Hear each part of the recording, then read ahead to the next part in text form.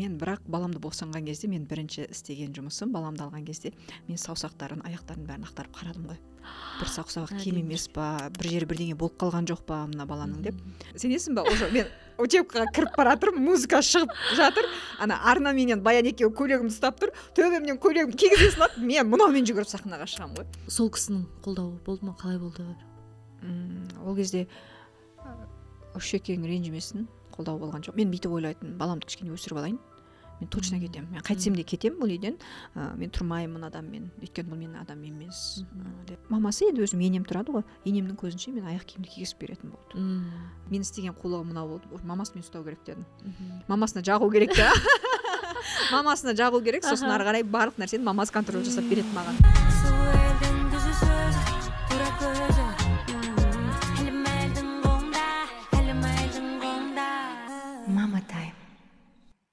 Барлықтарыңызға сәлем. Бүгін Мама Тайм подкастының екінші шығарылымы. Сіздермен мен, әдеттегідей Лаура, декреттегі ана. Өздеріңіз білесіздер, алдында айтып өткендей, бұл подкастта біз декретте, қарапайым декретте отырған аналардың түрлі болатын оқиғалары өмірімен бөлсеміз. Бизнестегі әйел болуы мүмкін, немесе жай ғана үйде отырған ана болуы мүмкін. Бірақ сол декретте отырған аналардың түрлі тарих оқиғаларын білеміз. Өздеріңізге кейс болуы мүмкін, өздеріңізді көрулеріңіз мүмкін. Сондықтан қызық болады деген ойдамыз. Ендеше бастайық. Бүгінгі шығарылымға мен өзімнің құрбым, группаласым Жайнаны шақырдым. Рахмет. Жайна келгеніне көп рахмет. Жайна 3 баланың анасы. Сонымен қатар ол қазір бизнесте айналысып жүргеніне қанша уақыт болды, Жайна?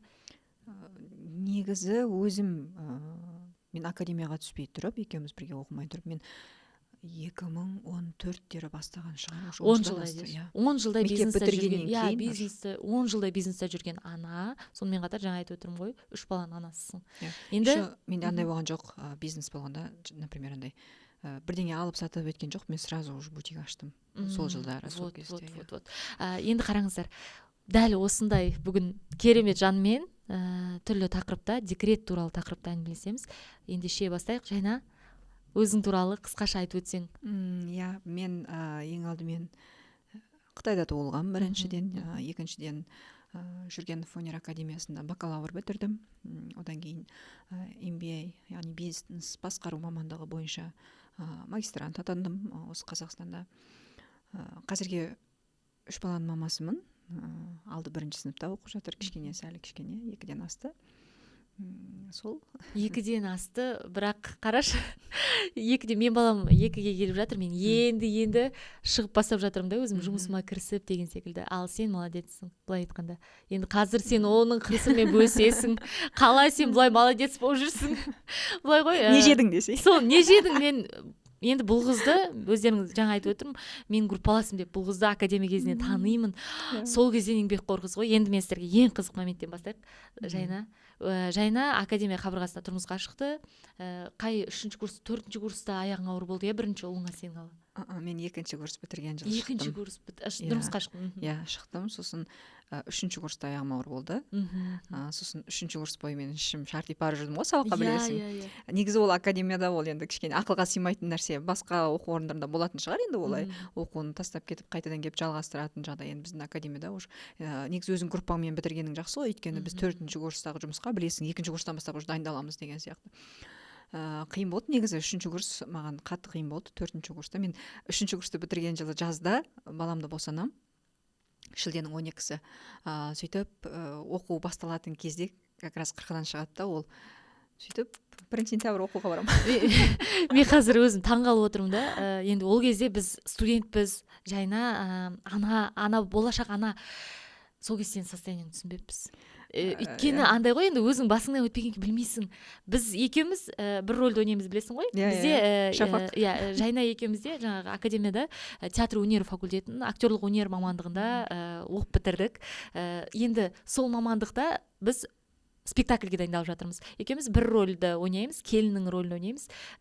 Жаңағы мен бір актта ойнасам, Жайна 2-ші актта ойнайды деген секілді ғой. И сол кезде ол жерде қандай жағы құлайтын да мен қазір таңғаламын да, сен аяғың ауыр, сен сахнада жүрсің. Оның үстіне біздің марқұм Оросхан ағай актерлық шеберліктен сабақ берген ұстазымыз. Ол кісі қандай талапшыл, кандай талапшыл адам. Ол коймайтын ишиң барма, жоқ па? Сен ол кезде өзіңнің гормондарың ойнап тұр, еще ол состояние. Жайна сол туралы айтып берші, пожалуйста. Жақсылап тұр. Мен негізі анау Шафақтың ана несі бар ғой, ойнайтын жерінде. Ене батылым жетіп бара алмаспын ол үйге деген кезде енең лақтырып жүреді, сен құлайсың, сахнадан 2 айналып құлайсың. Менде бала 7 айлық ішім деген шарт deyip тұр. Сөйтем да, ағай ойлайды сахнаға шыққан кезде экзамен тапсыратын кездегі кемай емес қой, ол уже сен бір семестр соған дайындалып жүрген адамсың. Күнделік дайындалатын. Сөйтіп лақтырып жүреді. Сон енді күнделікті дайындықта ол сезілмейді саған. Экзамен кезінде жаңағы ене батылым жетіп бара алмаспын ол үйге деген кезде бар деп енең лақтырып жібереді. Мен 2 аунап түсем. Ол күнделікті болып жүрген процесс қой. Бірақ көрерменнің бәрінен деген дауыс шығады ғой. Бәрінен шығады ана дауыс. Ана дауыста мен өзім шошимын ғой. Ойбай не істеп қойдым деп. Сөйтіп дайындалдық. Енді ағай марқұм жан жәннатта болсын, экзаменге дейін аяған жоқ. Бірақ экзаменнен кейін звондады маған, өзі хабарласып, сенде бәрі жақсы ма, қалың қалай деген сияқты. Енді ол кісілердің талап қою орынды деп ойлаймын. Мен бірақ баламды босанған кезде мен бірінші істеген жұмысым, баламды алған кезде мен саусақтарын, аяқтарын бәрін ақтарып қарадым ғой. Бір саусағы кем емес па, бір жері бірдеңе болып қалған жоқ па мына баланың деп. Қарасам бәрі жақсы екен. Өйткені сен сонда қай периодтан бастап жаңағы 2 қабат кезін сонда кәдімгідей барлық академияда өтті ғой енді. Бәрі басынан. Ал бізде академиядағы сабақтар ол жаңағы сахна қозғалысы, би, бәрі андай движениеға құралған сабақтар ғой былай айтқан кезде. Еще 3-ші курсты бітіретін жылы біз вокалдан уже госэкзамен тапсырамыз, есіңде бар ма? Уже бітіреміз. А сен аяғың ауыр кезде ол вокалмен жұмыс жасай алмайсың, қиын негізі, даусың шықпайды. И так жетіскен дауыс жоқ, онымен қосып ол шықпайды.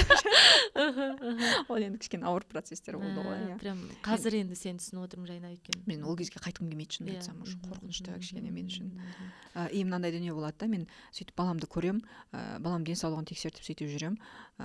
Қазір енді осы биыл балаларымның тісін барлығын тексертіп қаратқан кезде оказывается мен үлкен ұлымда оласта мына негізі 32 тіс болады ғой, соның біреуі мына оң жағының үстіңгі тісінің бір тісі тамыры жоқ екен, түбі жоқ екен. Ол балаларда сондай болады дейді да, негізі қалыпты жағдай дейді. Бірақ мен содан көрдім. Сол кездегі болған процестерге байланысты шығар деп ойладым.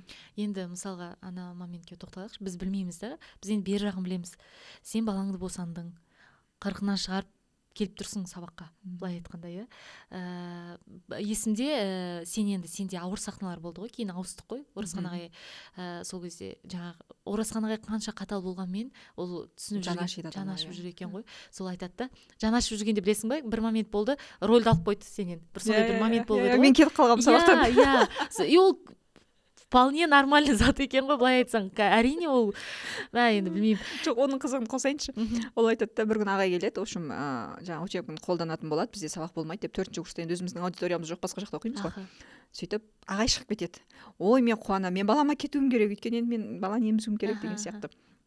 Сөйтіп мен қашам кәдімгідей такси ұстаймын да үйге қарай кетіп, тура жол ортаға барсам, бізде группаласым Баян звондайды ғой, білесің. Ол андай өз арасында бір қуып кететіні бар ғой. Сөйтеді да, маған звондап тұр, ағай келді дейді. Ой, қумаш сен деймін да. Кетті ғой ағай, уже айтып кетті ғой. Жоқ, қайтадан сабақ болатын болды дейді.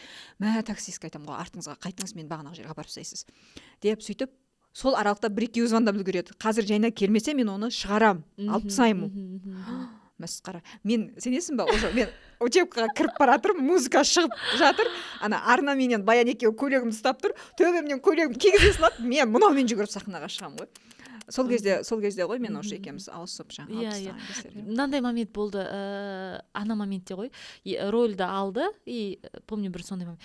Содан кейін ағай айтады ғой, опять маған өзі келіп айтады да, жанашып тұр ғой қайтадан ағай, Жайнаға бір актын берейік деп. Мен айттым, ағай, әрине. Ол сол кезде мен опять же көзім жетті, басында ағай қандай қатал кісі, бірақ все равно ойлап жүр екен ғой деймін да. И сол кезде өзі айтты, өзі келіп айтты, әйтпесе саған тоже андай бір моментте ашуланып, енді арасында бәрібір қанша дейін баламен оңай емес қой, пропускать ететін, сабақтан қалып қалатын кездерің болады. Соған алып тастай, бір жағынан жанашыды ма екен білмеймін, алып тастап, кейін қайтадан сенің енді неңді ойлап тұрғанын айтамын да.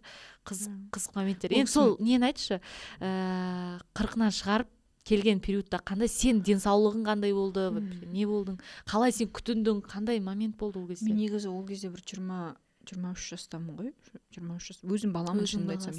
И сол жылдары менің енем де мен мамам да Қытайдан келе алған жоқ. Ол кісілер сол жақта көмектесетін адам. Иә, көмектесетін адам болған жоқ.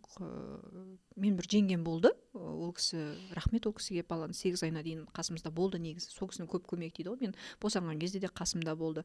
Бірақ енді менің алғашқы босануымның өзі кішкене ауырлау болды. Өйткені біз 5-ші этажда тұрамыз ол кезде. Сөйтеді да мен жолдасым қасымда жоқ. Ол постоянно сыртта жүреді жұмыстарменен, сөйтеміз да. Мен арбуз жақсы көремін. Күнде алып кетемін арбуз, жаңағы сол жерде бір кішкене қыз бар да, сатушының қасында қызы бар. Бір 3-ші 4-ші сынып оқитын қыз екен. Сөйтеді да, соған мына тәтең алып шығып бер үйіне деп, ана нені бері жүреді, арбузды бері жүреді. Тура сол күні, мен босатыннан бір күн бұрын ғой, ол кісінің қасында қызы жоқ. Сөйтеді да, маған айтады, затты қоя сал, мен қызым келген кезде саған жеткізіп береді дейді. Сөйтем да, мен қатты жегім келіп тұрғаннан, енді қатты қалап тұрмын, жоқ, мен өзім алып кете беремін деп, енді балалық қой бір жағынан. Сөйтем, сосын 5-ші этажға шығып арбузды жерге қойған кезде, енді ашық айта берейін, уже су кетеді баланың. Сосын мен түсінбеймін, не болғанын білмеймін. Сөйтсем жеңгем айтады, сен сразу бару керексің. Мен елемеймін, жоқ, нормально, менде вроде ішім ауырған жоқ, ештеңе болған жоқ. Сөйтіп, бірақ сол күні бармаймын, өзім қырсығымды, нормально менде деймін. Ол кісі көнбейді, сөйтіп, бірақ түнімен жүрегім қысылып шығады жаңағындай. Ауа жетіспейді, дем жетіспейді. Сосын түнгі сағат 2-де, жаз кезі ғой, енді мен далаға түстім, астыда отырдым, ұзақ отырдым, таңғы сағат 5-ге дейін отырып қайтадан шықтым. Сөйтіп ертесі врачтар жұмысқа шықтау деген кезде бардым. Сөйтіп едім, ойбай, сен суың кетіп қалған, не жаңағы укол салып босандырып алу керек болады деп, срок ал келмеген негізі. Енді бір ойлаймын, бір Алла тағаланың несі шығар, жаңағы оқуына барсын ау деген шығар. Сонда срок келмегенде қай не болып тұр? Бізде негізі план бойынша бір 20 күндей ғой, 20 күннен артық. Енді негізі туылуға болады, шала туылған бала емес, бірақ уақыты бар еді әлі босанатынға. Сөйтеді да, жаңағы бір уколдары бар екен, в общем, білмеймін, ақылым дұрыс білмеймін, өзім не істеп, не қойып жүрген білмеймін. Сөйтіп босанам, бірақ енді ол ана өзі келмеген толғақ қой, өзі келмеген толғақ болған деген. Ауыр болады дейді, иә. Қатты ауыр болды. Мен босанғаннан кейін жеңгем айтыппын, мен тірімін ба деген ғой. Жеңгем кейін айтады, мен вообще енді өмірімде ешкімге өйтіп кірмеймін қасына бірге. Өзім туғаным жақсы екен депші, біреудің қасында тұрғаннан. Сөйтіп айтқан екен, әлі күнге дейін сол сөзді есіне алса, жеңгем уже көзіне жас келеді әлі күнге дейін. Мен уже өлдім деп ойладым, я біткен шығар мен. Білмеймін, балам аман қала ма, қалмаймын, но бірақ мен точно кетем деп ойладым. Сол моменттерде енді Жайна Қазақстанға танымал өнер адамның жарысың, Ұшқын Жамалбек, сол кісінің қолдауы болды ма, қалай болды? Ол кезде Үшекең ренжімесін, қолдау болған жоқ. Бастапқы периодта ол, видишь, отношениялардың енді құрылып жатқан моменті. Қазір ойласам, енді ол кісі жас болған ғой, ол кезде. Жас болған. Маған сол кезде үлкен сияқты көрінетін, бірақ қазір енді өзім 30-дан асып келе жатырмын ғой, ол кезде ол да жас болған, енді сезем да. Ол кісіде өкпе жоқ, бірақ ол кездерде енді карантиннің кезінде жұмысы өте жақсы, енді қазірде твай-твай, бірақ үйдің бетін көрмейтін ғой. Алматыда кезінде студияда болады. Енді қалған кездерінде Алматыда жоқ кезінде сол гастроль, сапар, анау мынау жоқ. Шығармашылық адамның өмірі. Иә. Ал менде күндізге шейін сабақ, сен барлық энергияңды беріп келесің ол жаққа. Бізде қарайтын няня болды негізі, бірақ өте жақсы қыз болды да. Оған уайымдамай тастап кете береді. Және жеңгем бар деген сияқты. Бірақ соның өзінде кейде арасында академияға апарып жүрдім, жаңағы академияға апарып емізіп жүрдім деген сияқты. Бірақ сен бәрібір түнде ұйқың қалмайды ғой. И өзі андай будильник сияқты 4 рет оянады бала. Мен санайтынмын. Ол 9-да ұйықтайды. 9:00-ден асқан кезде уже бала жыбырлап бастайды, ұйықтатпасаң. 9-да ұйықтайды, сосын арасында тағы, в общем, таң атқанша 4 рет. Сол кезде мен түсіндім. Шынымен де түн ұйқысын 4 бөлді деген.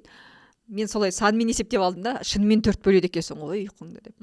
Сөйтіп таңертең тұрып сабаққа кетесің. Ал Үшекең Алматыдағы кездерінде сол түнгі сағат 2-3-те келетін шығар үйге. Мен кеткен кезде ол не істеп қалады жаңағы. Ұйықтап қалады. Ұйықтап жатады. Мен кетем сабағыма. Мен шамам жетсе кейде оның кеш келгенін күтем, тамағын, шайын берем. Кейде түрін көрмей ұйықтап қаласың деген сияқты. Сондай бір кезеңдер болды. Енді жалпы қазір әңгіме барысында айтып өтерсің, қалай ол кезеңдерден өттіңдер? Қазір екеуің мен мысалға қарым-қатынастарым куәгерім ғой, көріп жүрмін деген сияқты. Сендерге қарап қызығам, көптеген андай былай ғой, көп неден өттіңдер. Қиындықтар болсын, кәдімгі өсулер болсын, тәжірибе болсын, енді өте андай өзгелерге үлгі болатын. Енді осы жерде және айтып өтші, мысалға сен секілді тоже шығармашылық адамның жары болып отқан әйелдер көп, иә. Ол кісілерге мысалға өзің қандай ақылыңмен кеңесіңмен бөлісетін едің, немесе күйеуіне не дейтін едің деген секілді ғой. Егер екіншісі болсаңшы десе. Жақсы.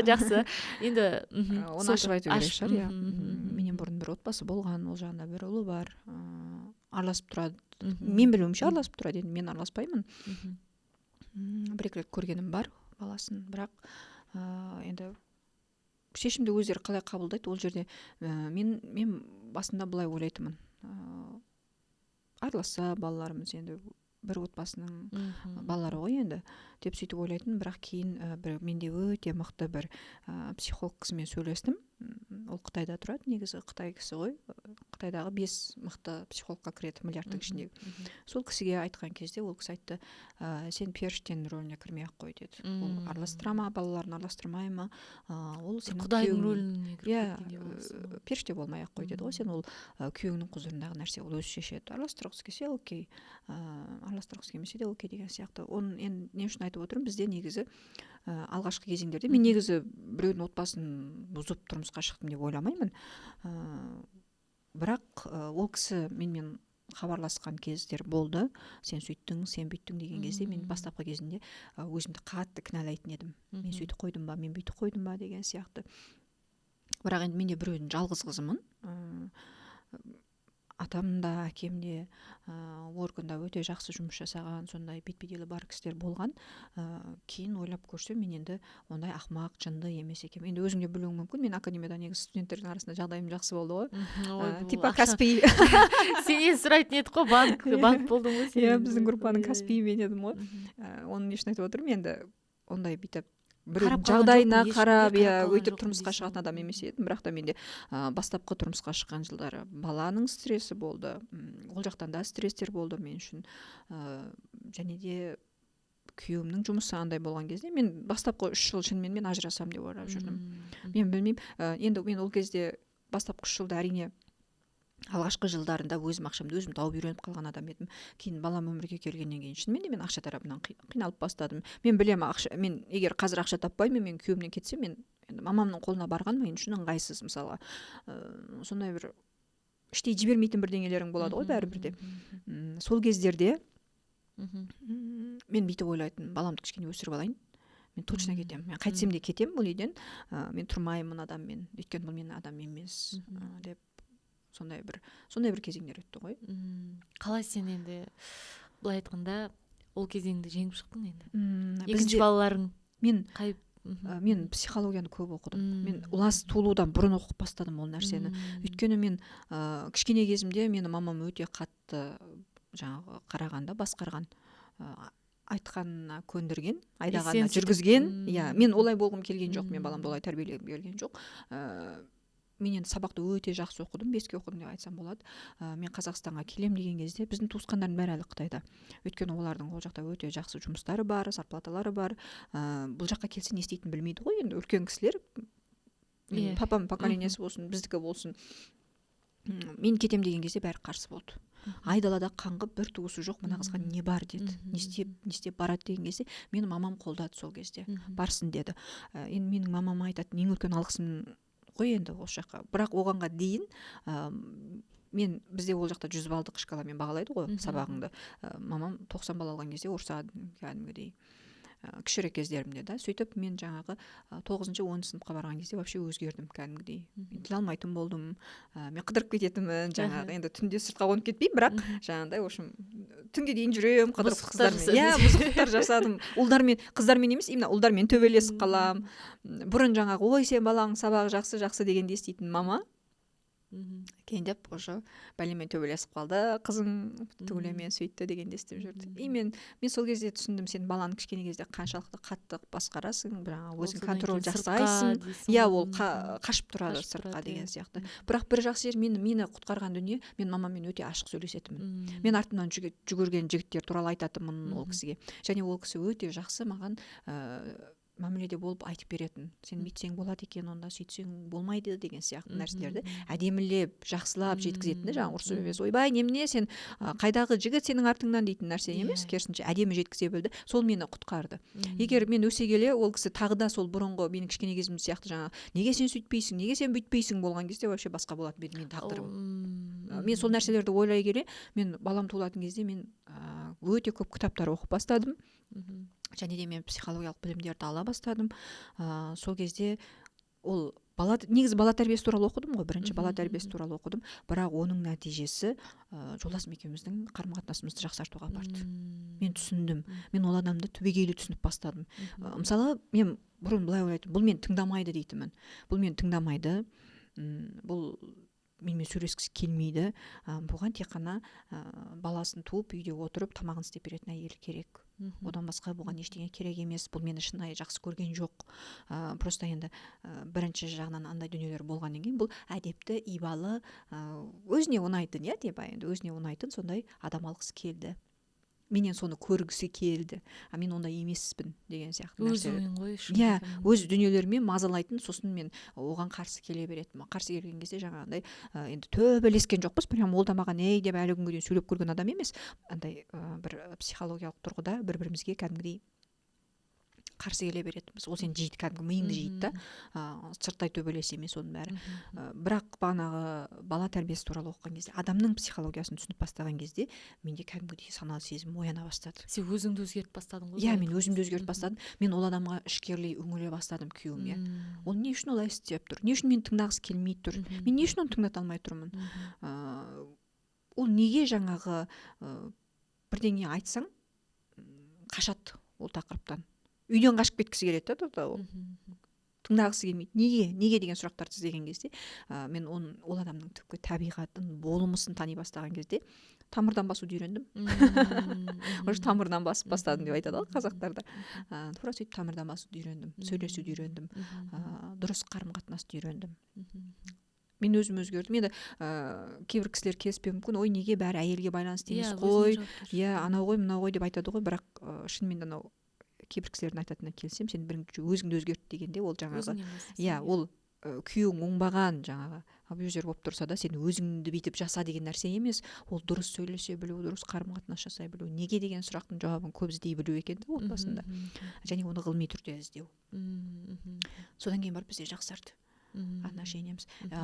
Мен есімде бар, мен еще ұрсып жүріп, мен екіншісін аяғым ауыр болды. Қыздар үйренбеңіздер ондай нәрсені. Осы емес. Екіншісіне келген андай ғой, мысалға мен бүйтеміз да, енді әркімде әртүрлі оқиға, бірінші баланы бәрін күтіп, күшті оған барлық энергияңды беріп жатсың. Ал екінші балаға енді ол ешкімге обидно емес, әркімде әртүрлі ғой, бірақ көтеріліп қалған, бірақ осы туралы толығырақ айтшы, енді осы жер қызық болады деп ойлаймын. Негізі 19-дың май айында балам бірге толып жатыр ғой. Сол кезде мен енем де келеді, мамам да келеді Қазақстанға. Мен енемнен кешірім сұрағым келеді, мамамнан да кешірім сұраймын. Сол кезде мен екеуі келіп, бір 5 күн болмай жатып екеуін шақырып алдым да. Біз жоқ кезде отбасы болып тұрғанымызға 2 жыл болған кез ғой. Екеуін шақырып аламын, ұшқын шақырып аламын да. Мен айтам, мен ажырасатын адаммын. Мен тұрмаймын бұл үйде. Маған ұнамайды бұлай өмір. Сен әлі ол кезде психологияның бала туралы оқып жүрген кезім, бірақ жаңағындай ішкерлеп кіріп оны түсінуге тырыспаған кезім ғой. Ұнамайды маған мұндай өмір деймін. Мамам да жылайды, енем де жылайды. Біз сонау жақтан келген кезде көретініміз осы болды ма? Біз сендерді жақсы деп ойладық. Өйткені екеуі де бізді өте бақытты деп ойлаған. Мен ешқашан мамама звондап, мен күйеуім жамандаған адам емеспін. Менде осындай болып жатыр деп айтқан адам емеспін. Енді енеңе тіптен айтпайсың ғой ондай нәрселерді. Соныменен екеуі сөйтіп кәдімгідей уайымдайды. Біраз нәрсе айтып тастаймын, мен өстідік сөйттік енді. Қазір есімде жоқ, бірақ сол кезде ішіңе толып қалған дүниелер ғой. Ұшқын да тыңдап отыр. Мен ұшқыннан мынандай күтемін ғой. Жоқ, кешір, біз жақсы істеме боламыз, бәрін өзгереді деп. Мен мамам да отыр ғой ол жерде. Сөйтеді да, бәрін айтып болған кезде ұшқын бүйтіп сағатына қарайды да. менде сағат 3-те студияға адамдар келу керек деп шығып кетеді. Есікті тарс еткізіп жауып. Әне осындай деймін. Енем айтам, ұлыңыз осындай деймін. Қарамайды үйге. Қазір сіздердің көздеріңізше осындай істеп отыр ғой. Болды ғой ана жерде уже әйел оянасың ғой, ныңқ етіп миыңа бірдеңе тиеді. Анау өзіңнің қалауың болмай тұр. Анау кәдімгідей кетіп бастайды. Сөйтем. Содан кейін сол кездерде, сол ұрыстарда мен екінші қызыма аяғым ауырғанын білемін. Білесің, иә? Содан кейін сезем. Сезе бастадың. Содан бірінші мамама айтам. Бірақ менде мынандай ой болды. Мен мамама қуанып хабарлаған жоқпын. Енді туай қазір қызымды көрсем, кейде осы состояниелерді ойлаған кезде мен өзім үлкен қателік жасағанымды білемін да. Мен бірінші ойым мындай болды. Мен бұл баланы алмаймын. Өйткені мен итаки біріншісін асырайтын шамам жоқ. Деп мамам айтады, жоқ, сен олай істеуге болмайды. Егер шынымен де ажырасам деп шешім қабылдап жатсаң, болды, ажырас. Бірақ бұл баланы маған бер. Мен өзім бағам, туылғанда маған бер. Сен аяғыңа тұсау болмайды бұл бала. Деп сөйтіп айтады. Содан кейін ол қызымыз туылады. Ол қыз туылғанға дейін де мен стрессте жүрем. И сол қызым әлі күнге дейін тентектеу. Мінезі, табиғаты білінеді да. Сен аяғың ауыр кезде тыныш болған жоқ сен жүрегің. Содан ол қыз қырсық, көкбет, бізде қазір тентек. Иә, сондай қыз 3 баланың ішіндегі тентегі. Бірақ жақсы көремін енді мінезін әрине. Бірақ сол қызым туылғаннан кейін біз әлі де ұрыс-керістер, сондай ажырассам екен деген ойлар әлі жүрді менде. Сөйтем да мен бір күні мен уже сезіп бастаймын ұшқынның да менен көңілі қалып бара жатқанын. Бір күні екеуміз машинада отырып ұзақ сөйлесеміз. Сол кезде мен айтамын ұшқынға, Үшекке деймін, окей, біз кетеміз. Сенде басқа өмірің болады. Менде қартайып тұрған жоқпын. Менде басқа бір адаммен тұрмысқа шығуым мүмкін. Осыны әңгімелесуге дейін мамамның бір сөзі мені тоқтатты. Мен мамам айтам да, мама деймін, ажырасам деп тағы айтамын ғой. Сол кезде мамам айтады, окей дейді, кете бер, өз өміріңді таңдай бер. Бірақ сен жассың ғой дейді. Сен бір нәрсеге жауап берші дейді. Адам өмірінде әр жасаған қадамы үшін өз жауапкершілік ала білу керек. Сен балаларыңды өмірге алып келдің, кете бер, мен саған қарсы емеспін, ажыраспа деп айтпаймын. Бірақ қараш жена дейді. Ол да басқа біреумен өмірін жалғастырады. Сен де басқа біреумен өміріңді жалғастырасың. Бірақ шын мәніне келген кезде сенің балаларыңа сенің тапқан адамың әке бола ала ма? Оның тапқан адамы ана бола ала ма? Мәселе сонда тұр дейді. Егер осы мәселені сен жақсы деп қабылдасаң ойыңда, окей, ажырас. Жоқ, мен анау маған ауыр тиеді, мен шынымен де мен өз балаларымды мен басқа әкемен елестете алмайды екем. Енді ол жақ туралы ойланған жоқпын, енді Үшекең ойбай біреу албаса деген нәрсені ойланбайсың ғой ол кезде, сен кеткің келіп тұрған адамда. Бірақ мен өзім елестеткен кезде мен қорықтым, кәдімгідей ана маманың сөзі қорқынышты болды маған. Кейін Ұшқын екеуміз сөйлестік қой, сол маманың әңгімесінен кейін сөйлескен кезде мен айттым Ұшқынға, балаларымыз үшін, мамам өстіп айтты дедім, ашық айттым, балаларымыз үшін жақсы болуға тырысып көрейік десең, мен бармын дедім, мен бармын, жақсы болайық, көрейік. Жоқ, мен шаршадым сенен, менде қанды ішіп біттің сен десең, онда осы жерден тоқтатайық дедім. Мен бұл отбасы деген, өмір деген, бұл жалғыз адамның ойланатын нәрсесі емес, бұл екі адамның тең ойланатын нәрсесі. Деген кезде ұзақ әңгімелестік, қорытындысы ол айтты, иә, біз балаларымыз үшін тағы да бір көрейік, жақсы болуға тырысып көрейік. Сөйтіп екеуміз де өзгеріп бастадық. Ол енді екіншісі туылған кез ғой, енді үшіншісіне келеміз. Өзгергенде үшінші баланың үшіншісінің қызығын айтайын. Үшіншісінде мен енді ішім үлкен ғой, анау бірінен кейін бір үлкен бола бере ма, мен түсінбеймін. Үшіншісінде кәдімгідей үлкен көтердім да баланы. Сөйтем да, мамасы енді өзім енем тұрады ғой, енемнің көзінше мен аяқ киімді кигізіп беретін болды. Ал оғанға дейін мысалға біріншісінде енем алғаш келген кезде 2019 Ұшқын дейді, Ұшқын естен шығып барса, Ұшқын дейді да, ау десе, мусорларды ала кетші дейді. Мусорды төк дейді да. Оны спокойно мусорды алып кетеді Ұшқын. Сол кезде мен шок болғам. Енем айттым, мама дедім, 2 жыл мусор төкпеген адам ғой дедім. Қалай төктіріп тұрсыз дейдім да, сөзіңіз өтіп тұр ғой. Мен сол кезде бірақ бір нәрсені түстім. Мен істеген қулығым мынау болды. Мамасымен ұстау керек дедім. Мамасына жағу керек та. Мамасына жағу керек, сосын ары қарай барлық нәрсені мамасы контроль жасап береді маған. Мен сразу сөйттім, өйткені ол 2 жыл мусор төкпеген адам мамасының бір ауыз сөзін тастаған жоқ та. Сөйтіп, кейін де шынымен біраз дүниелер болса, мен енеммен ашық сөйлестім. Мен қазір қайын жұртыммен бірге тұрамыз. Бізде енді ондай ушу ұрыс-керіс негізінен жоқ деп айта аламын, өйткені біз өте ашық сөйлесеміз. Мен ойымды ашық айтамын ол кісілерге. Ол кісілер мысалға қаншалықты дұрыс қабылдайды ол ашық айтады? Басында қиын қабылдаған шығар ол кісілер, бірақ үйрендік дейсің ғой. Иә, онымен ұшқында жұмыс жасады.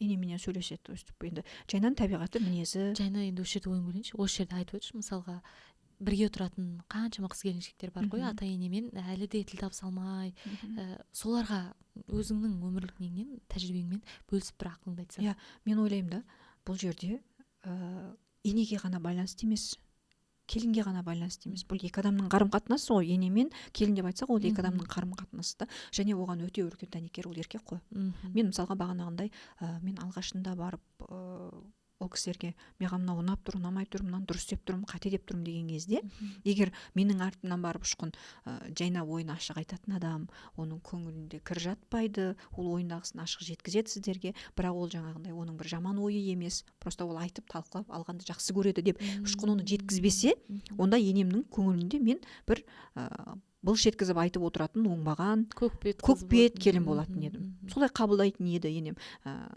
Тіпті мен енем енді саналы 35 жыл мұғалім болған кісі, жаңағындай сондай болған күннің өзінде ол кісі солай қабылдар ма еді. Сондықтан ортамызда өте үлкен жақсы дәнекер болып тұрған, біріншіден ұшқын, екіншіден ол кісілердің өзі де өте саналы кісілер, білімді оқыған тоқыған кісілер ретінде ол кісілер түсінеді. Өткенде маған жаңағы қалжыңдаған болып айтып жатыр, уже 4-шісін туып ал, біздің жас кезімізде деген сияқты. Мен айтамын, жоқ, рахмет, сіздер пенсияға шығыңыздар. Қазірге енді біз 3-шісін босанған кезде ұшқын айтты, няня алайық, үйге көмекші. Қазір балаларға сонда ол кісілер қарап отыр? Иә, өздері қарайды. Мен жоқта өздері қарайды. Иә, мен барынша. Міне құпиясының бірі сенің бизнеспен қалай күшті айналысып жатқан. Мен уайымдамаймын вообще. Мысалға енді сенімді адамдар. Кезінде мен Уластың кезіндегі нянямыз өте жақсы қыз болды. Өте жақсы қарайтын. Прям бүйтіп алақанына салып қарады да Уласты. Бірақ мен енем келгендегі сияқты мен уайымсыз болған жоқпын ол кезде. Бәрібір ішімде бірдеңе тұрады. Иә, ішімде бірдеңе тұрады, мен уайымдаймын ана баладан. Енем келгеннен бастап мен өте еркін сезіндім өзімді. Мен сыртқа шығып кетсем тастап кете беремін баламды. Звондамаймын да. Не істеп жатыр, ішті ма, жеді ма? Мынандай болады ғой, мен тағы бір қабылдаған нәрсе, енді ол кісілердің бала тәрбиелеу әдісі, ойлары басқаша, бізге оқсамайды. Кейде келіспей қалатын жерің болады. Иә, сол моменттермен қалай күрестің? Өйткені мынандай момент бар ғой, қазір енді заманауи түрлі тәрбие жолдары бар, кітаппен өсіріп жатыр деп айтады ғой. Ал енді ол кісілер бәрібір бұрынғының адамы, қанша дегенмен, қалай тіл табыстыңдар? Енді қарашы, мен басында неге деген ренжіген жерлерім болды. Сөйтем да, мен бұндай нәрселерді көп әңгімелеспеймін ешкіммен, мен құрбыларыма, мамаммен де бұндай тақырыптарды көп сөйлескен жақсы көрмеймін. Сөйтем да, өзім ойланам. Кітаптар оқып жүргеннің де әсері болатын шығар деп ойлаймын. Ұнамай қалған кезде, андайда бізде мысалға мен сыртта жүрем, жұмыс жасаймын, үйге келем, енеңнің бірдеңесі ұнамай тұрса, одан мін іздесең, ол сенің өте үлкен адамгершіліксіздігің, адамдығың емес ол сенің.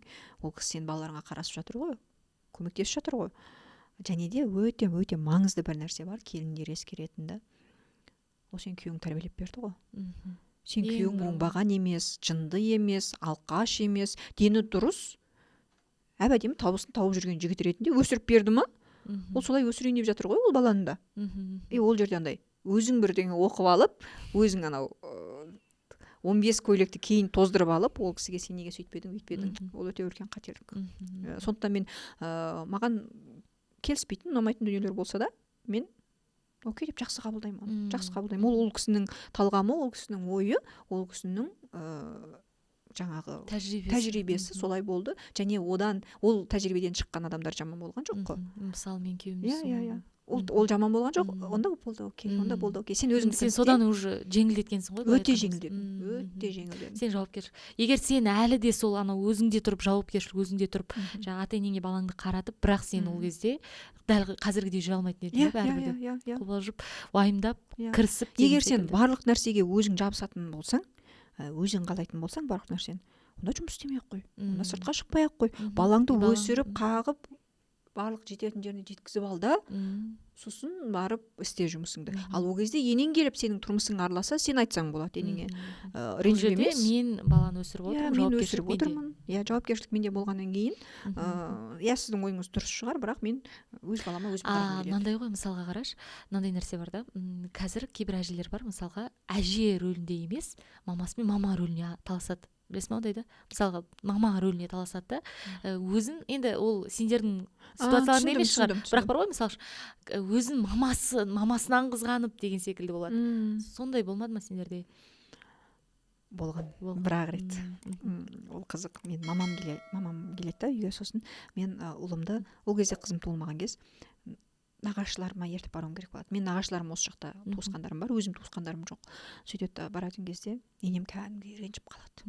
Түрінен көрініп қалады. Мен енем де өзім сияқты да, мен анау ренжісем түріме шығып кетеді кәдімгідей, ішімде сақтап жүрмеймін. Енем де тура сондай түрінен көрінеді. И оны құдағи көреді ғой мамамен. Мамам да біртүрлі болып қалады. Неге деген сияқты. Одан кейін ашық сөйлестік. Онда ашық сөйлестік. Мен бұл жерде енді бұл нәрсені біз ұшқын арқылы сөйлестік. Мен өзім барып одан кейін сіз неге жаңағы түріңізді бұздыңыз деген жоқпын. Мен бірақ ұшқынға жақсы айттым. Мен кеткеннен кейін ұшқынға звондаған екен. Енем өстіп алып кетті деп ренжіген ғой енді. Сосын ұшқын маған ренжіп келді басында. Неге сөйтесің? Мен айттым, мен тудым ғой баланы енді. Рахмет ол кісі қарап беріп жатқанына. Бірақ сен түсінші, мынандай дүние ғой бұл. Мен туысқандарым ғой, енді мен апарсам не болады деген сияқты нәрселерді түсіндіргеннен кейін ұшқын барғанда мамасымен дұрыстап сөйлескен. Ол кісі солай екен ғой деп жақсы қабылдаған. Бұл жерде бағана айтып отырғаным сол ғой, бұл жерде енелердің де көзқарасы өте маңызды. Сен қатыныңның сөзін сөйлеп десе мамасы, бітті ана жерде уже өмір басқаша болады ол кезде. Сондықтан бәрібір аналарға да бір даналық керек. И әйеліне де келінге де даналық керек қой. Ортада сол алтын көпір ер азамат.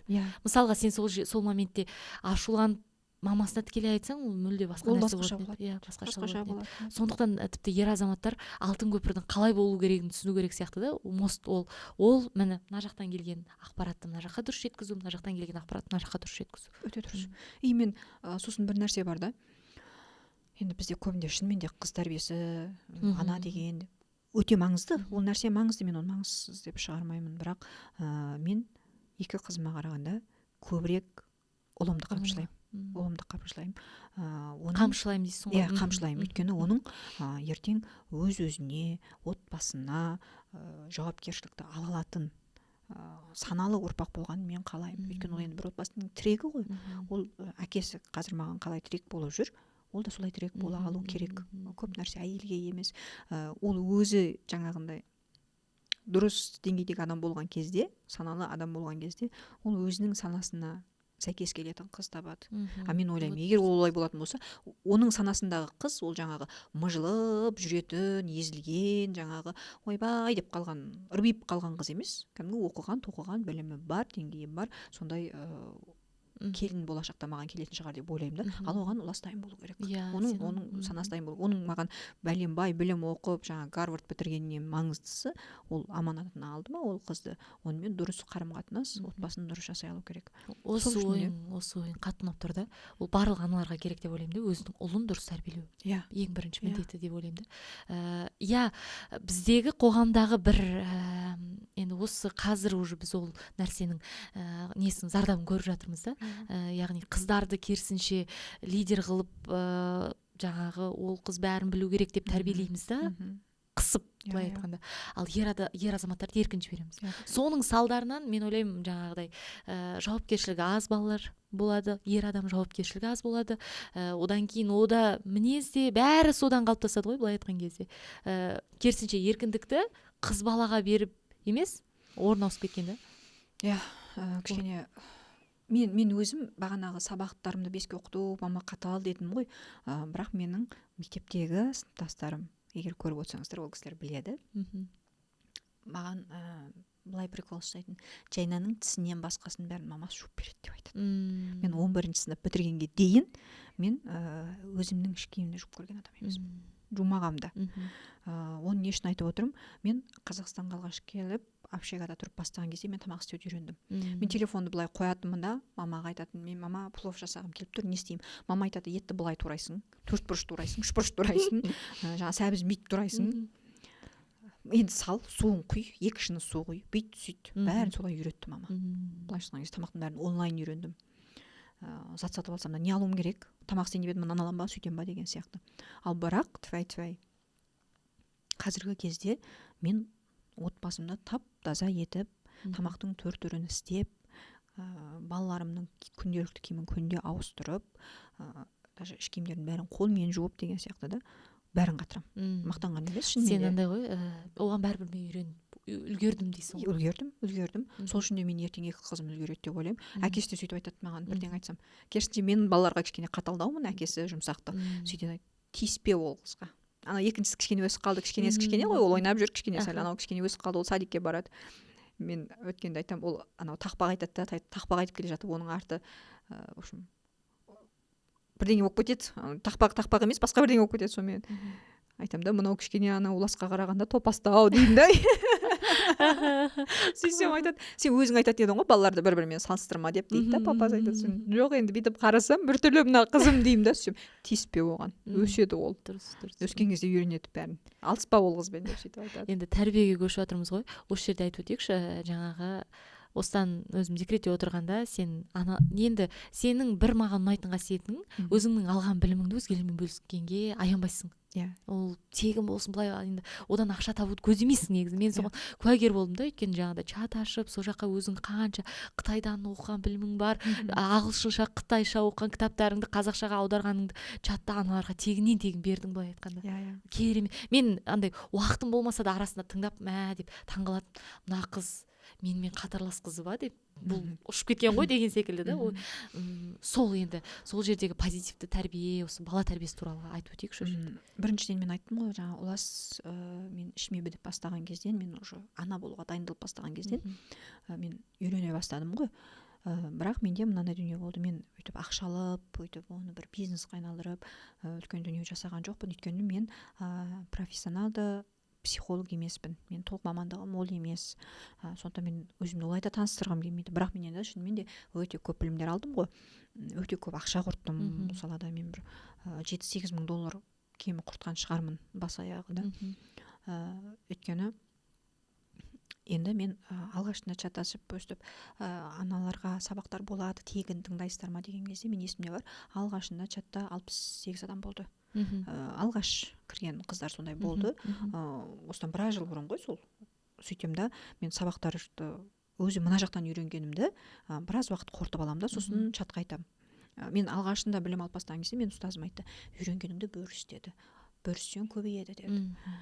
Сол бойынша мен, және ол бір жақсы жері өте жақсы есіңде қалады да. Сен оқып ішіңде қалғаннан сыртқа шығарсаң, ол өзің есіңде жақсы қалады. Сол үшін ол маған, ол чат негізінде керісінше маған көмектесті. Мен ол кісілерге де емес, мен өзіме көмектескен чат деп айтар едім да. Сөйтіп біздің санымыз 350-дей адам болды, білесің. Сен соңында болдың ғой ол чаттың. 350-дей адам болды. 3 жыл бойы мен тегін сабақ сөйледім ол жерде. 3 жыл бойы, тура дәл 3 жыл болған кезде мен ол чатты жаптым. Өйткені мен аналарды, мен уақытым болмай кетті да, мен аналарды сарылтып ол чатта жаңағы бостан-бос отырғандарым сияқты отырғызғым келген жоқ. Және де артына келген кезде уақытың болмаған деген оның жүйесі болмайды да, оның бір күн мынаны айтасың, ертең ананы айтасың деген сияқты. Сөйтіп мен енді өзімде энергиямды ары қарай құрта бергім келген жоқ. 3 жыл болғанда жаптым. 3 жыл бойы мен ол бағанағы сол 60 неше адамнан 300-ден асты ғой адам. Сол ақырын қосылған адамдар ғой оның бәрі. Енді сол жердегі жаңа айтып отырмын ғой, қысқаша бөлісіп өтші, мысалға позитивті тәрбие деген не? Бұл негізі әлемдік мықты психологтардың жүйесі бойынша жасалынған дүние ғой.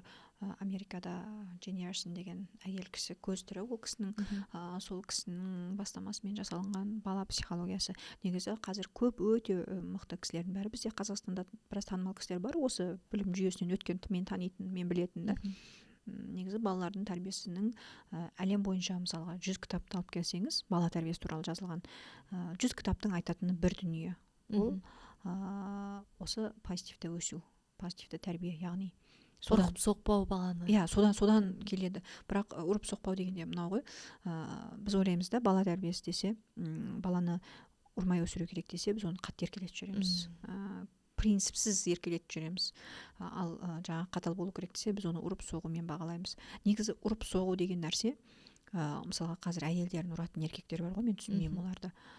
Ол әлемдік боксшылармен шыға алмайды ғой майданға. Неге? Өйткені ол адам әлсіз ғой. Яғни бұл қарап тұрсаң әлсізді басыну. Баланы ұру да солай. Ана ретінде сен күйеуіңе күшің жетпейді. Ол сені ұрып тастауы мүмкін. Енең бар, бетін тырнап ала алмайсың. Қайын сіңілдерің бар, бетін тырнамайсың. Айналып кеп неден шығады? Менде әлі күнге дейін болады ондай. Өзім шаршаған кезде кейде эмоциям қатты шығып кетеді балаларға. Хотя балалармен қатысы жоқ болса да болады ондай нәрсе. Сондықтан баланы ұрып соғу, балаға айқайлау деген әлсізді басыну. Ал әлсізді басыну ол хайуандық. Не үшін хайуандық деп айтамын? Өйткені бұл әлемнің несі солай, жаратылыстың заңдылығы солай, қасқыр қоянды жейді.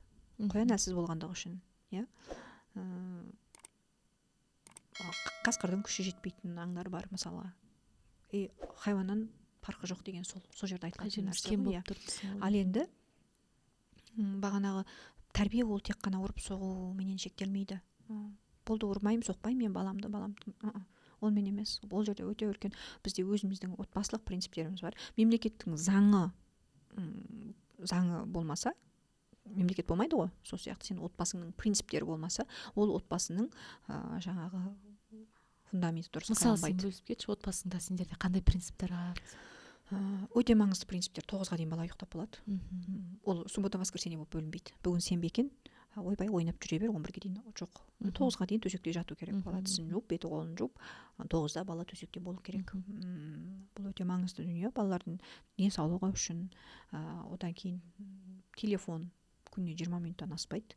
Мен жоқ кезде кейде аталар еркелетіп, әжелер еркелетіп, болады асып кететін кездер. Бірақ мен оған ойбай неге бердіңіз телефонды деп ұрыспаймын ондай кездерде да, ұрыспаймын. Бірақ мен бар кезде ол принцип. Бала оны ақырындап мен байқап жатырмын, бала өсе бастаған кезде ол өзі де түсініп бастайды екен. Біраз көреді да телефонды. Мен кейде үндемеймін ғой, барып алып көрген кезде біраздан кейін өзі жалғап бастайды, қоя салады. Ол андай дейді ғой, қазіргі поколенияның балалары енді осы гаджет, интернет, прям осы ғаламтор дамып тұрған күнде дүние келіп тұр ғой енді, сондай заманда. Оларды шектеп тастаудың өзі не екен да? Балақ, қайтадан ғой бағанағыдай құштарлығын арттырып жіберуіміз мүмкін. Немесе ол кейін тығылып барып көру мүмкін дегендей. Осы нәрсеге келген кезде, бұл кезде бала менен, әрине құрттай балаларға телефон беріп қоямыз ғой, біз мегада жүрсең, барлық баланың алдында ол енді балаға ол өте зиян. Ол өте ауыр, яғни баланың 2 жасқа дейін көзінің қарашығы әлі толық жетілмеген кезде телефон көру деген ол өте зиян, біріншіден көзіне, екіншіден ми тоқтайды ол кезде. Яғни біз анау баяғыда үйренуші едік қой, сахнада бірінші план, екінші план деген сияқты. Біз бірдеңе жазып отырып, екінші нәрсені тыңдап отыра аламыз, миымызға кіреді. Балаға ол кірмейді, өйткені баланың миы әлі толық жетілмегеннен кейін. Ал телефон көріп отырған баланың бар зейіні зердесі сол жерде болады. Өзің барып не жасап көр, балаң телефонға қатты кіріп тұрған кезде атын айтсаң ол саған қарамайды. Өйткені ол сені тыңдап тұрған жоқ. Біз көбінде қайтеміз, ана бала телефон көріп тұрған кезде бар жете қаламыз біз. Ана нервімізға тиеді да, өшір дедім мен саған деген кезде анау уже миы дыңқ ете қалады ғой, түсінбейді анау не болғанын. Біз сөйтіп кейде өзіміз құртып аламыз да. Бала тыңдамай отыр ма, баланы барып ақырын түрту керек, ақырын қарату керек оны, жаймен қарату керек. Содан кейін барып сөйлесу керек. Біраз өсіп қалған балалар үшін енді оларға телефонның өте маңызды дүние екен. Ол біздің өмірімізде кем болса болмайтын. Ол өте жаңағындай бізге керек дүние екен. Бірақ сен жалғыз телефон емес қой бұл жерде, жалпы электронный құрылғылардың барлығы кіреді, оның ішіне сен оған емес, ол саған тәуелді екенін түсіндіру керек балаға. Білу керек бала. Сенің өміріңді ол контроль жасамайды, сен оны контроль жасайсың. Сенсің бұл жерде главный деген нәрсені түсіндіру керек та. Бізде мысалға телефонды 20 минут қарағанымызбен біздің үйде PlayStation бар. Ең соңғы моделі 600 мыңға алдық соны. Мен айтам, енді Үшекеңнің шешім болды, мен айтам, не мынау? Десем, оказывается, өз ойнаған қалған. Білмеймін ғой, бірақ бала менен ойнайды соны. Ана баланың құштарлығы не істесін дейді да. Өте, мен бүйтіп қарап отырсам, шынымен де өте ми жұмсайтын дүние екен. Оның да өзінің уақыттары бар. Ол да бір дамуға көмек. Суббота күні, немесе воскресенье күні өздері бір күнді таңдап, әкесі екеуі бірге ойнайды. Мен соңғы кезде байқап жүрмін, әкесі қазір Пекинде жүр. Өзі ойнай алады ғой олас. Негізі бұлардан цифрлық сауаттылық деген сабақ қосылған ғой. Сөйтсем мен ұлым барғанда, енді 1-ші класстың баласы компьютерді ашып жабу дегенді үйренетін ғой. Ол анан барғанда Roblox не істеп, оны ойнап, ең соңында мектептің компьютеріне пароль қойып кетті ғой. неге өйттің дейміз ғой, апай хабарласады, неге өйттің десем, мен келесі апта келгенше басқа біреу ойнап кетеді.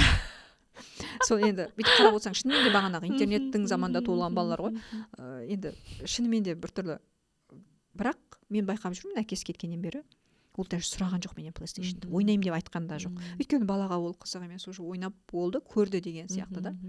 Бірақ енді жаңағы ойбай құштарлығы асып кетпесін, көру керек деп, оны жаңағыдай принципсіз шектемей, болды көре бер деп, құлағының тыныштығы үшін олай болмайды. Аналардың тәрбиесінде ең аса қатты көңіл бөлетін 3 дүниені айтшы.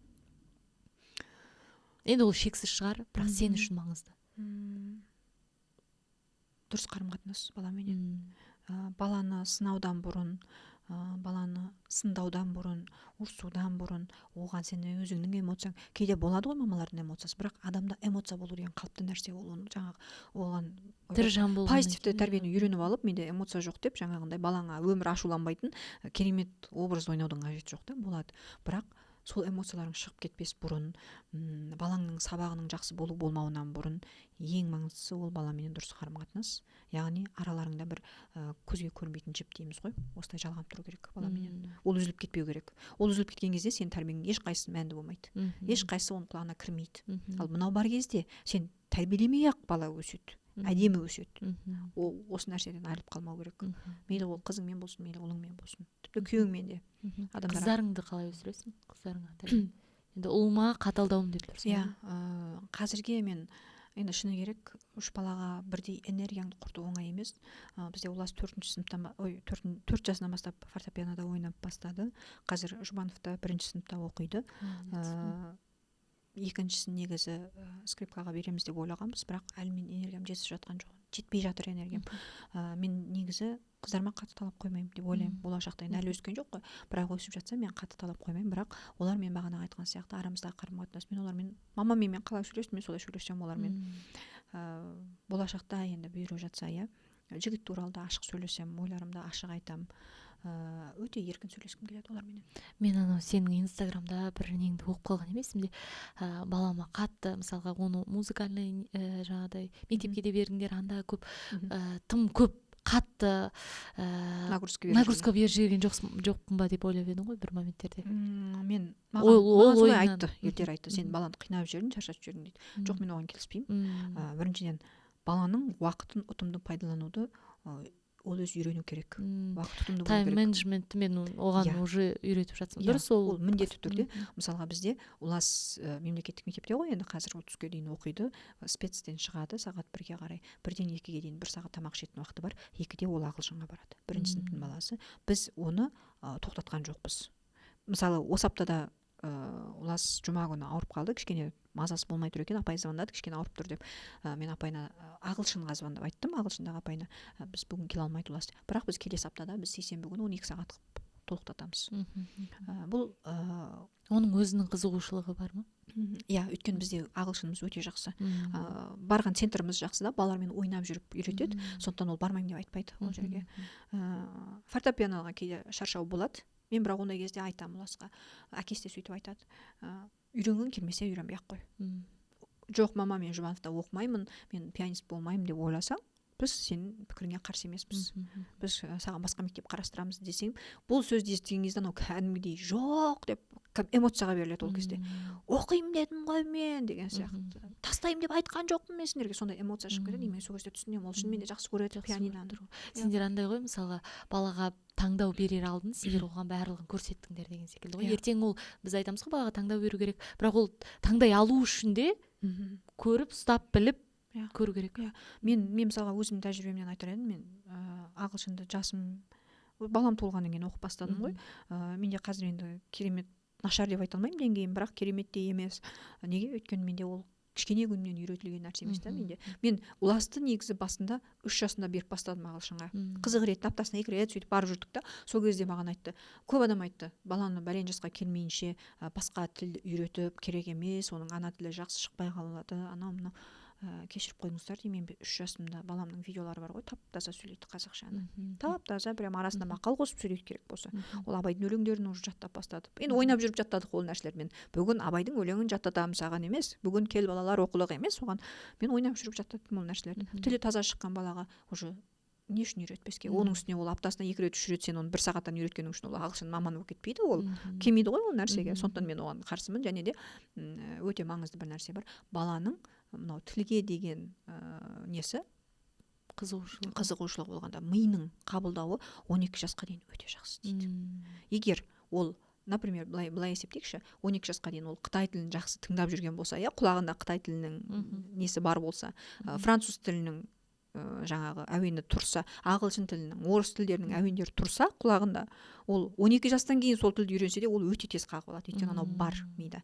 Және ол қателеспесем, қайта айтып тұрмын ба білмеймін, примерно 9-8 жасқа дейін ол өте жақсы жұмыс жасайды. Ол ұмытылмайды, ол мида қалады ол нәрсе, санасында қалады ол нәрсе.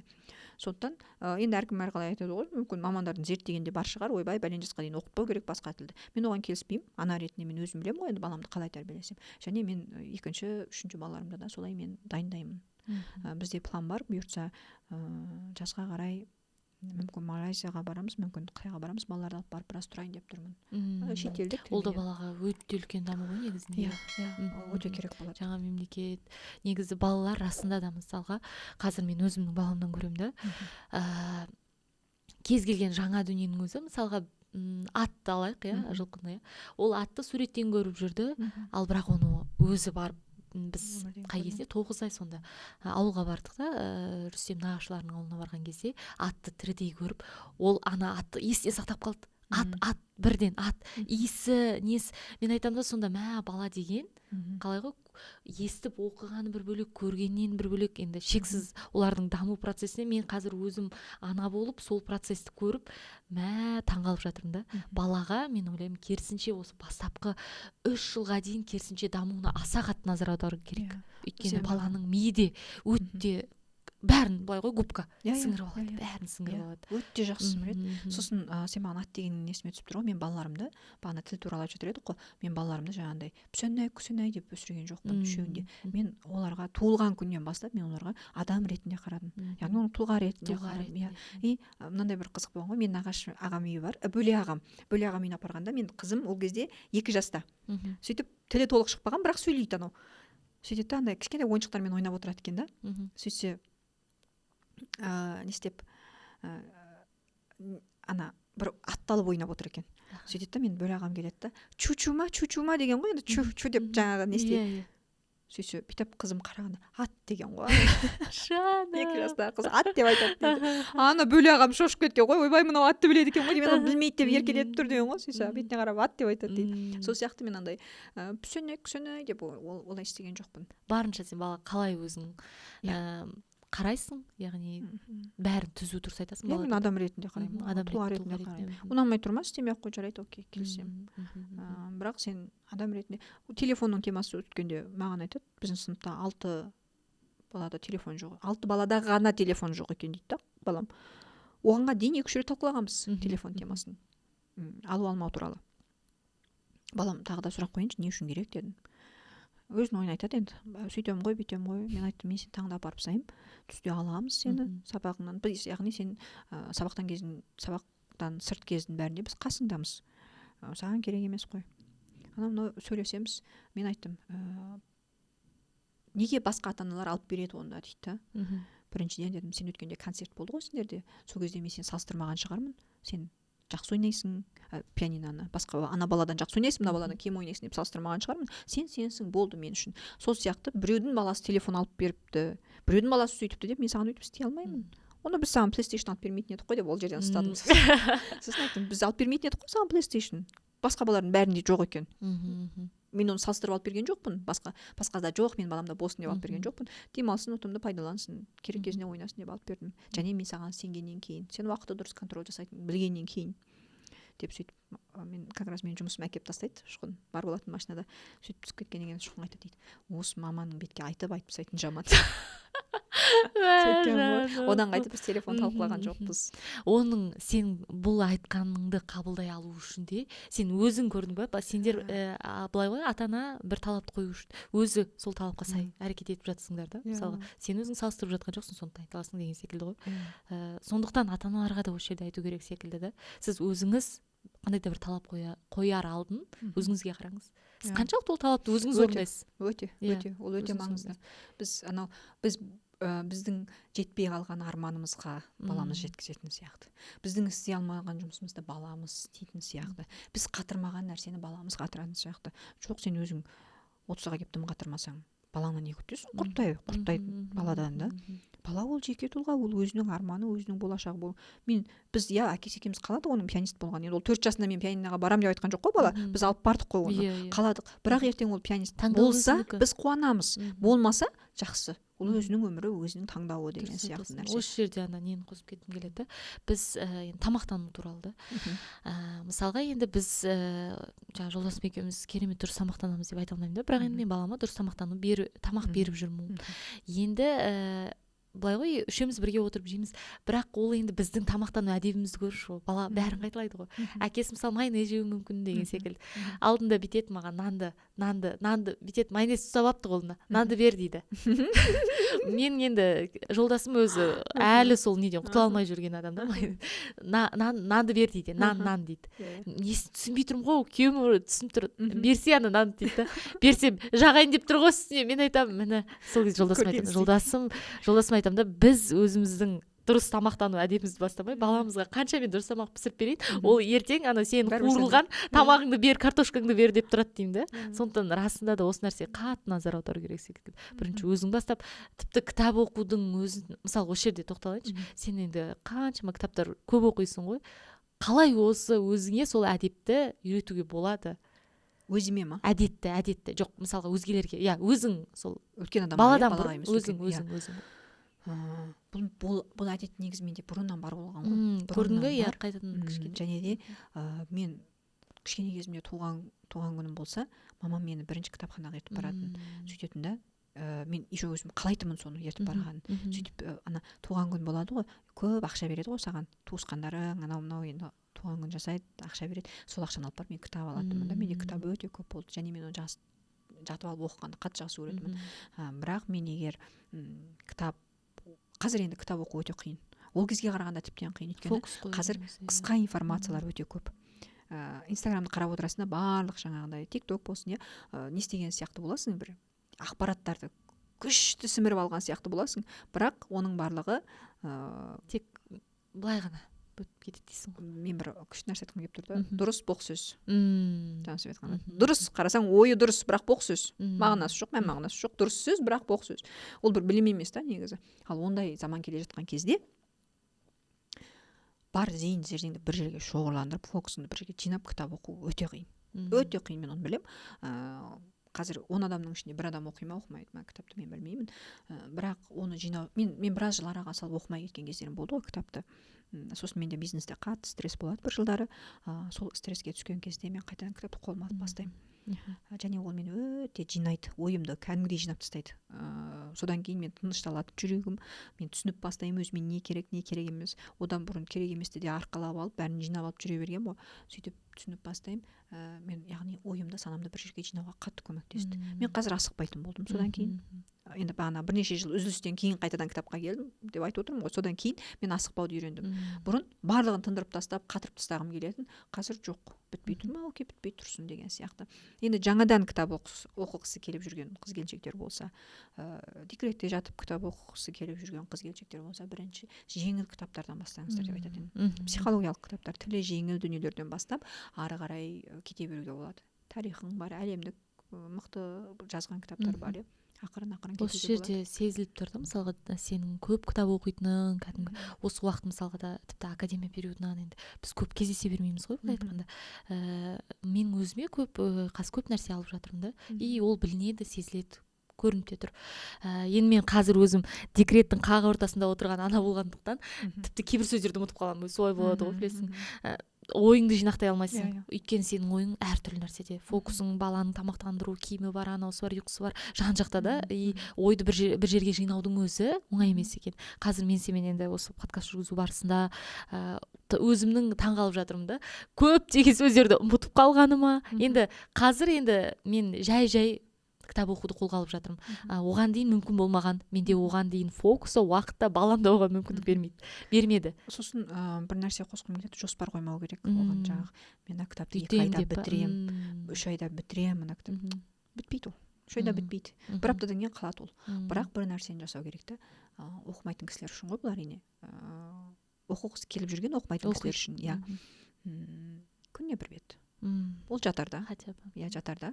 Таңертең тұрған кезде енді баласы бар адамдарға өтірік ол таңертең тұрып кітап оқимын деген сызылып отыра алмайсың таңертең.